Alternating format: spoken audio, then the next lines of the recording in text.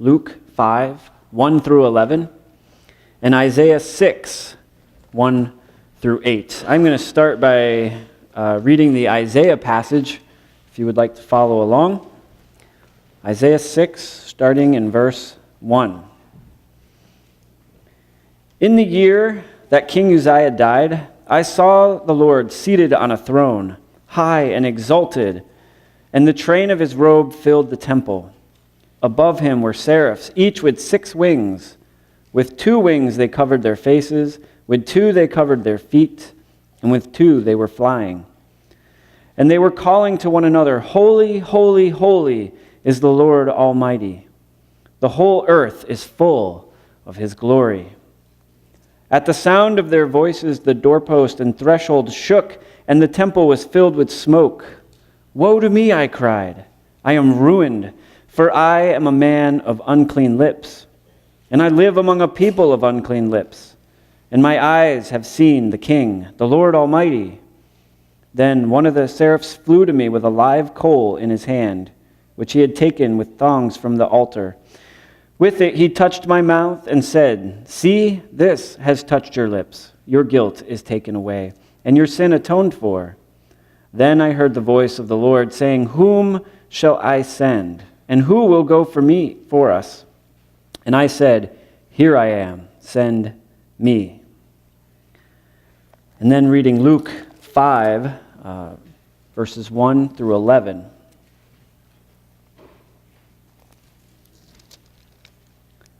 One day, as Jesus was standing by the lake of Gennesaret with the people crowding around him and listening to the word of God, he saw at the water's edge 2 boats left there by the fishermen who were washing their nets. He got into one of those boats, the one belonging to Simon, and he asked him to put out a little further from shore. Then he sat down and he taught the people from the boat. When he had finished speaking, he said to Simon, Put out into the deep water and let down the nets for a catch. Simon answered, Master, we have worked hard all night, and we have not caught anything. But because you say so, I will let down the nets. When they had done so, they caught such a large number of fish that their nets began to break. So they signaled their partners in the other boat to come and help them, and they came and filled both boats so full that they began to sink. When Simon Peter saw this, he fell at Jesus' knees and he said, Go away from me, Lord, I'm a sinful man. For he and all his companions were astonished at the catch of fish that they had taken. And so were James and John, the sons of Zebedee, Simon's partners. Then Jesus said to Simon, Do not be afraid. From now on, you will catch men. So they pulled their boats up on shore, left everything, and followed him.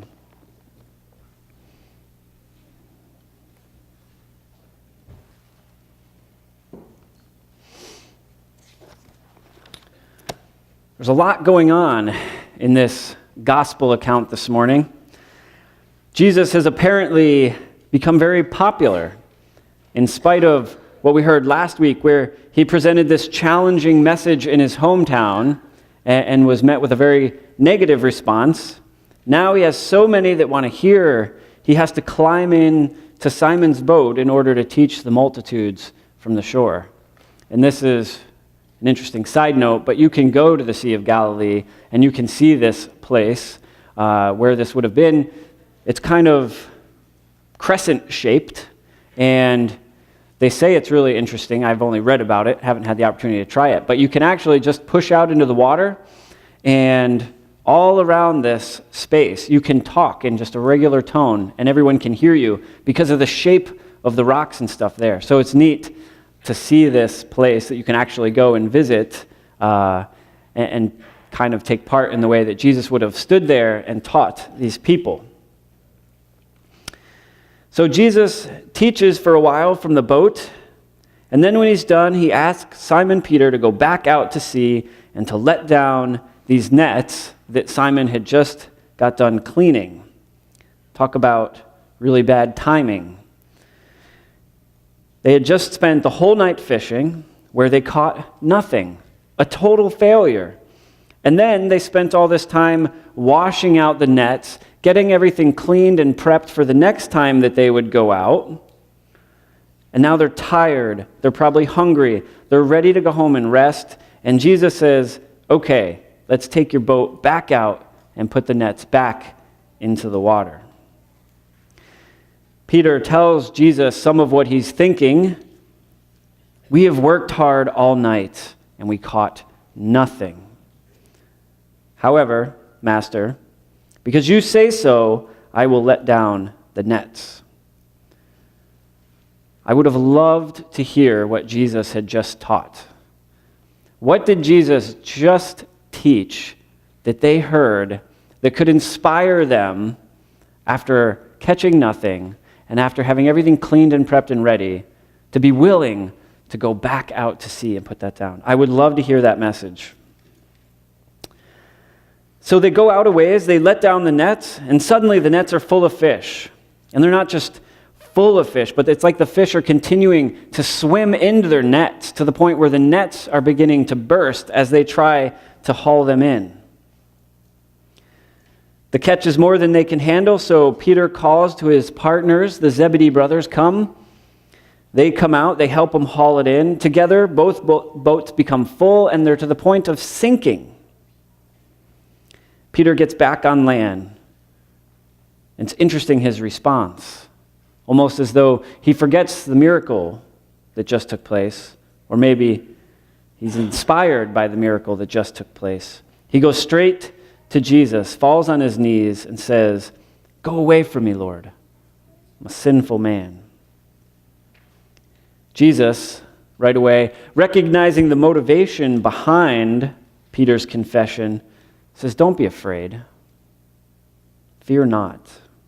From now on, you will catch men." What an invitation. Peter, James, and John, they all end up responding by walking away from the greatest catch of their life. They walk away from income, just lying on the ground there. They walk away from fame, lying on the ground. They walk away from being known as those guys that had the greatest catch ever. They walk away, in a sense, from the miracle to follow the miracle worker. Wow.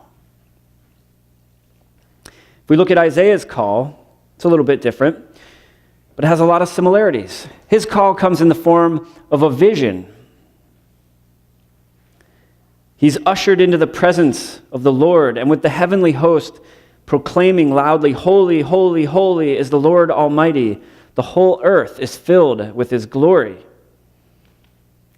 And consequently, he is overwhelmed and in awe, similar to how the fishermen were in awe.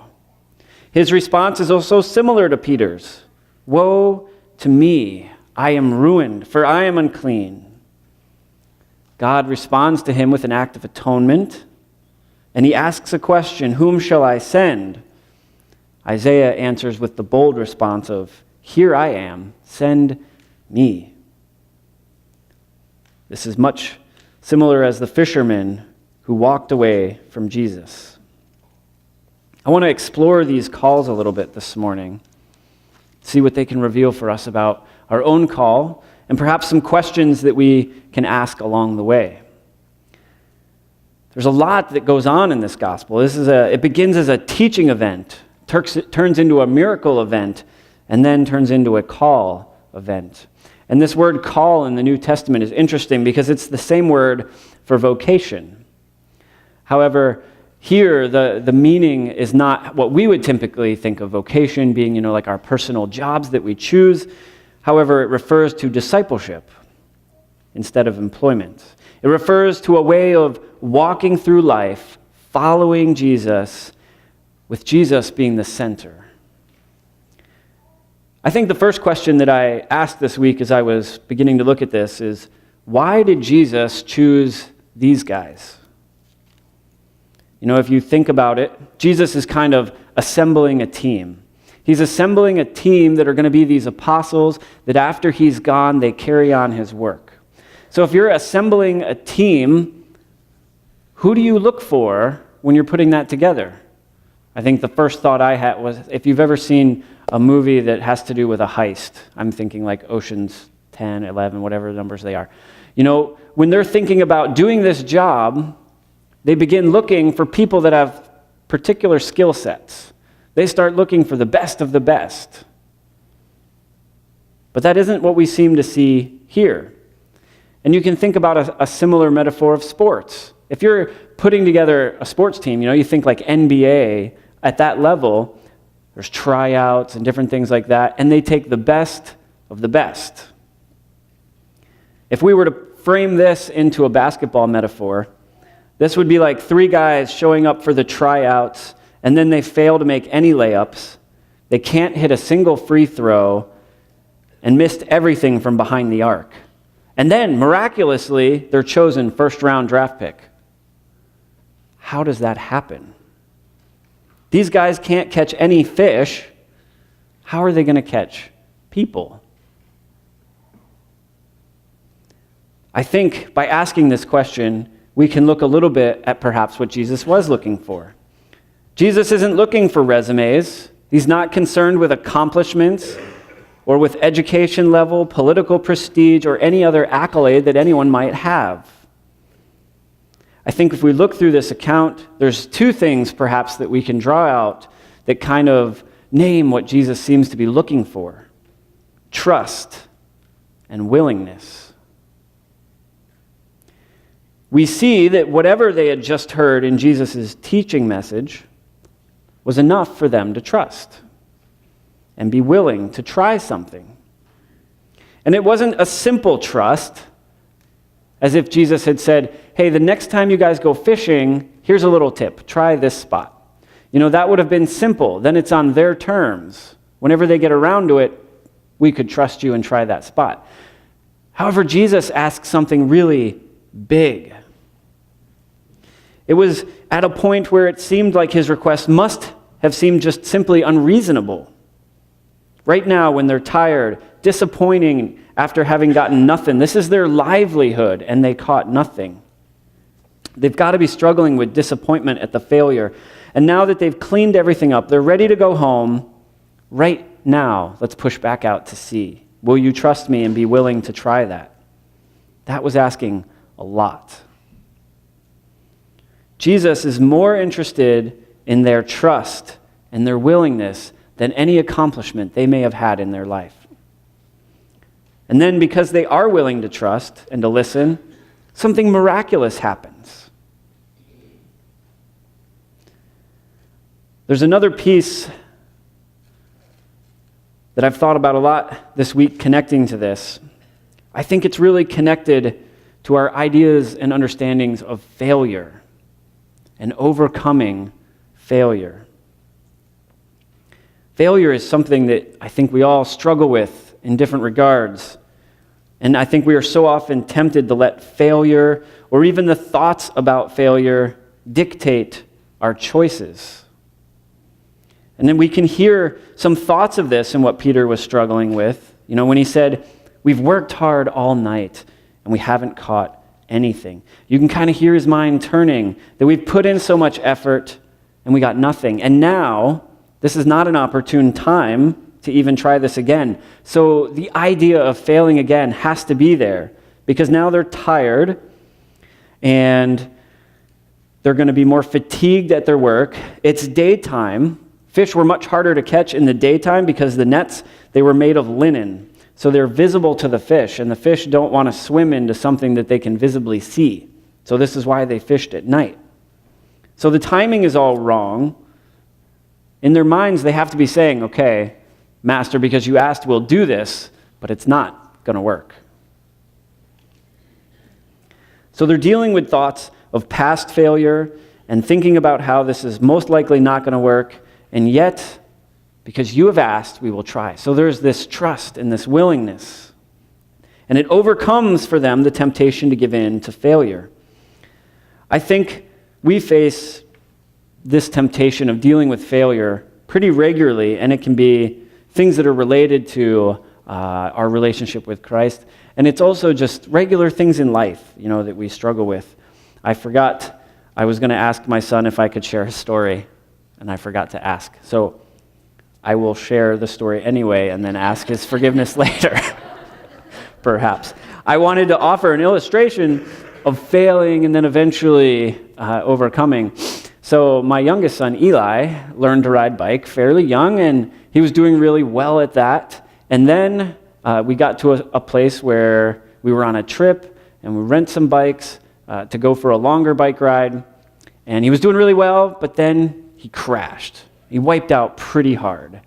And then after that, wanted nothing to do with biking. Nothing to do. It took months to get him back on the bike on a little flat area. And then whenever we would come to a hill, he would get off and he would walk it down the hill and then get back on and ride. It was over a year till he would confidently just ride his bike again on a hill. This idea of failure is so strong, right? We try something and we fail, and then that can define how we move forward after that. It can be so hard to overcome the temptation of failure. And sometimes we don't even have to actually fail. Sometimes it's just the thought of thinking about my abilities to do something and then looking at what the task is and saying, wow, it seems likely, that I might fail, so I don't want to do it. We allow our thoughts about failure to dictate what we might involve ourselves with. So overcoming that can be incredibly challenging. I think it's something that we face when Jesus is calling us. It's something that we have dealt with on one level or another. When we feel that God is extending a call into our life, the excuses can just start coming. And I speak from personal experience. I dealt with all kinds of fear and all kinds of excuses when I felt God calling me into ministry. They just start coming. Well, I'm not educated enough, Lord, so I'll fail. I don't have the right personality for that kind of thing, Lord. I'm going to fail. I don't have the proper funds to take on that kind of thing right now, Lord. It won't work. I'm going to fail. No one's going to listen to me, Lord. What credibility do I have? It's going to fail. I'm too young, Lord. I'm too old, Lord. It's going to fail. The excuses just keep coming. And the root of so many of those excuses are our thoughts around failure. No one likes to fail. And so we struggle with that concept of possibly having to fail. And that holds us back from following. However, I think Jesus doesn't mind the idea of failure. I want to offer just a few examples, the one being what we're looking at today. He's willing to call this group of failures. He's willing to call them into something that they've not proven themselves at. In fact, from the knowledge he has of them, they can't seem to catch anything. And yet he calls to them. I think another example is Jesus in his own ministry. If we look at Mark 10:17, it's the story of the rich young ruler. The rich young ruler is invited to follow Jesus. However, he has a bit of a problem. He's been seeking after, and Jesus says, there's only one thing you lack. He says, go and sell all your possessions and give them to the poor, and you will have treasure in heaven, and then come and follow me. There's an invitation, right? But the rich young ruler walked away because that was too much. So Jesus, on one level or another, had to deal with failure in his own ministry. All the scribes, all the religious leaders of the time that heard Jesus' message, that heard him speak, not all of them chose to come and follow. But that didn't stop Jesus. He continued to preach in light of what some might name as failure. There were even those at the time, right after Christ's death, who considered the cross a failure. This man, this prophet, he came to be our Messiah, and now look, he's dead. He failed. That was their vision. And I think this points out to sometimes what we see as failure is simply God doing a different work. Even with the fishermen, we could say, if they had been successful in their fishing the night before, Jesus wouldn't have been able to do the same miracle, would not have been able to extend the same call to them. Now, I think Jesus would have simply used something else. However, we can ask the question, in that light, were they successful or not? They were successful in providing an opportunity for God to do something amazing. So sometimes what we perceive as failure is just the opportunity for God to do something amazing. If we look at Isaiah's call, and we push this out a little further than what we read, God actually quite frankly informs Isaiah that his ministry, at least from our perspective, is going to in fact fail. If you read through verses 9 through 13, God says things like this: "Go and give this message to the people. Be ever hearing, but never understanding." Isaiah wants to turn the hearts of men back toward God. However, right from the beginning, God is revealing that this isn't going to happen the way that you hope. It's not going to happen even in your lifetime. Your message will persist, and I will use it in different ways to different groups of people. So right away, he has to face the idea of failure during his ministry. And yet we see him respond with this trust in God, this willingness to go and do what the Lord asks. Hopeful that what he may see as a failure, God will take and turn around for something amazing and successful. But we fret over failure. We worry about whether or not we can do something and get the job done the way that we hope. And there is some truth to this. In our own jobs, our own chosen vocations, this does have real validity, and it's important to pay attention. However, I think when we're considering the call to follow Christ, this heavenly vocation, something changes with our concept of failure and our willingness to confront that, our willingness to be, in a sense, okay with what we perceive as failure and allow God to do something different. I think Paul touches on this in 2 Corinthians. He says, "When I am weak, you are strong. Your grace is sufficient for me. Your strength is made perfect in my weakness." Paul is acknowledging that he's prone to weakness. He's prone to failure. He can certainly look back across his life and see places where he failed. He failed to hear the message that Jesus was preaching at certain points. He's met with failure, right? But he's willing to allow his weakness and sense of failure be something that God can use in God's strength. It's a willingness to follow and to trust, a willingness to fail, at least from our perspective, of what failure is. I think there's a hidden message in Isaiah 6, which is for those who face what they perceive to be apparent failure, and they're tempted to despair or give up. And this is that they may recognize from the example of Isaiah that he is required to be completely on the side of God in his heart. He is required to surrender his misgivings about failure, his thoughts on what it might be to fail, so that he can be useful to God as a tool, so that he can be used in whatever way God pleases. In many ways, it's not about our idea of failure. I think it was the same for the disciples as they encountered Jesus along the shore. They had to be willing to let go. They had to be willing. Jesus kind of showed them what success could look like, and then they had to be willing to walk away from that into the unknown. So what does this mean for us today? What does this mean for our call, both our initial call to come and follow Christ, and then the various things that God calls us into? I think we should keep in mind first that this is their call, right? This is how Jesus spoke to them. Sometimes we come to the Bible and we look for specific carbon copies of what things should look like.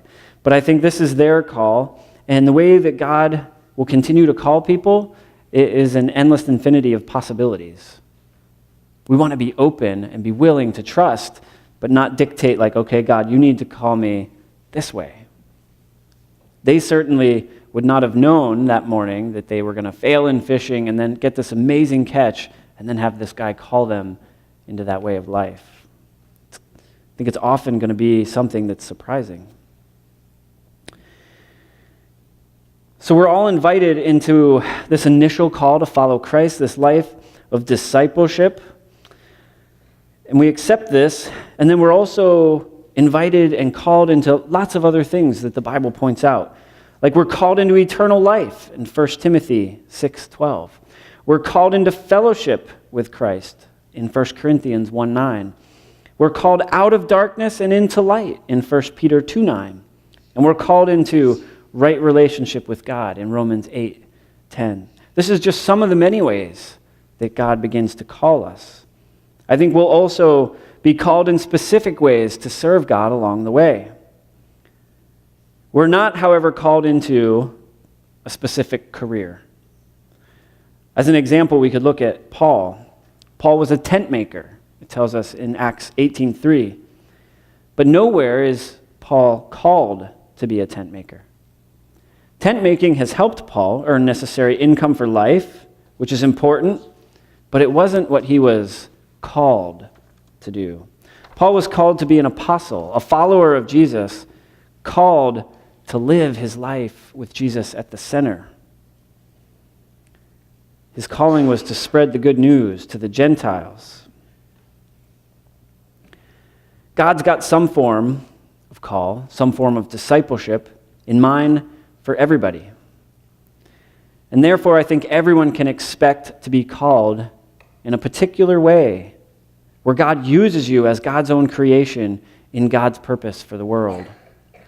I think one of the most fascinating things for me, it's just been really interesting to think back along my life. I've had the blessing of being in the church my entire life, grown up in the church. And so I think one of the most interesting things is to look back and to see some of the ways that God has called people over the years, often in surprising ways that people didn't expect. Some to big things, some to simple things. Some to write letters to people who are incarcerated or sick or away at college. He's called others to spend time working on church finance or other church things, called people to empty bedpans. Maybe he's called them to raise godly children or to open their home to more children, to set a table for the hungry. Sometimes God calls people right in their own chosen vocation to live out what it means to follow Christ in that space. And that can be incredibly challenging to do. This calling to follow Christ, it's not a feeling that bubbles up from within, that's simply been awaiting discovery by us poking around in the recesses of our mind. And it's not a means of getting what we want out of life. Jesus very clearly said, "You didn't choose me, but I chose you," just as we saw with the fishermen. "I chose you and I appointed you, failures and all, so that you could go and you could produce fruit." John 15:16. If we look at Isaiah, he only chose God after God chose him. The fishermen only chose to follow Jesus after Jesus chose them. God chooses us, and then we have to choose to follow. I think this is one of the most important and kind of countercultural verses in Scripture, where Jesus kind of looks at his disciples and he's saying, don't ever forget that I chose you first. Discipleship, working with me, that was all my idea before it was yours. I choose you. Do you choose me? There's one last aspect I found really interesting as I reflected on this week, and it was how both Isaiah and the fishermen were awestruck. They were struck by awe by what God had done and by what Jesus had done. The fishermen, they see this miracle catch that Jesus provided, and they're just filled with wonder and amazement, it says. And then their willingness to follow Christ that day is connected in part to their awe and their astonishment for what Christ has done.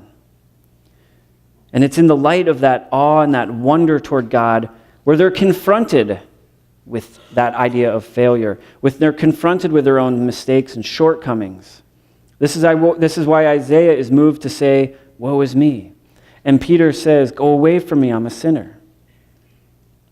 But at Jesus' invitation, they face those failures and they follow.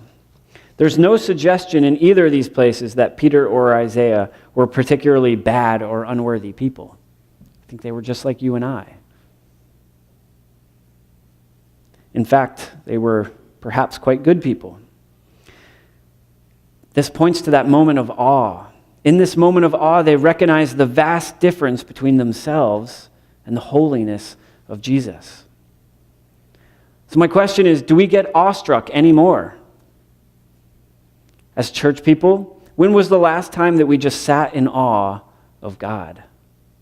When was the last time we let ourselves simply be in awe of who God is, of who Christ is, of what they've done for us, for each of us in the whole world? And then as a reflex, can only mutter, "Woe is me," and confront our own failures.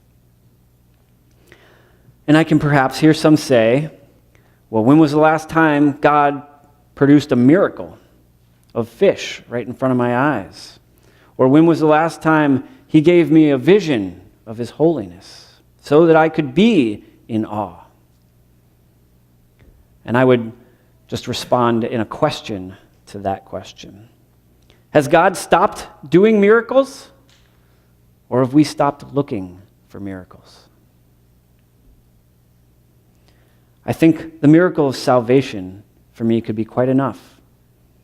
However, I think if we open our eyes, we open our ears, and we open our hearts, we might just be surprised by all the miracles that we find in the world around us and the awe that they can produce in us. And in that awe, we can experience Jesus' calling, "Come and follow me." What temptations do we have to overcome so that we can say, "Yes, I will follow you"? To say yes to a life of discipleship and Christ-centered community. What are we willing to leave at the shore to follow Christ? Let's pray.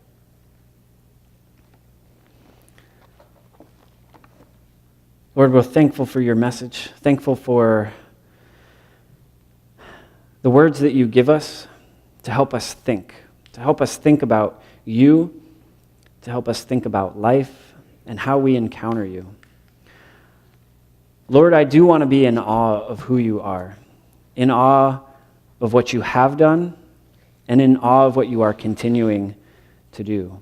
And I recognize, Lord, that so often I don't take enough time to even attempt to pay attention to what you're doing.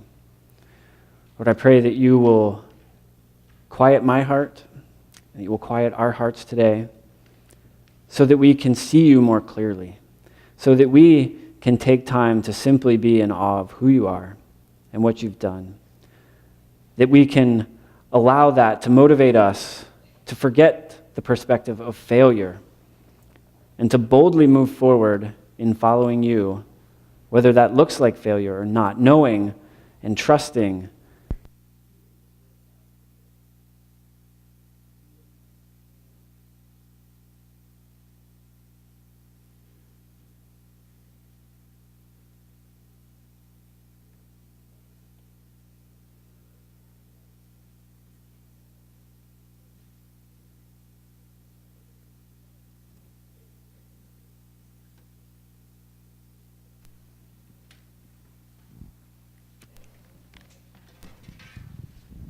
something we can be fairly confident that God is calling us to is holiness, faithfulness, and righteousness, because he will do that work in our lives. Stand and sing with us.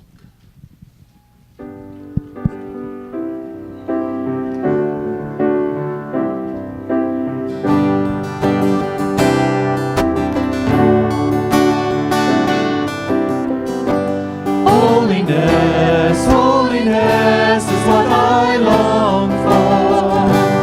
Holiness is what I need. Holiness, holiness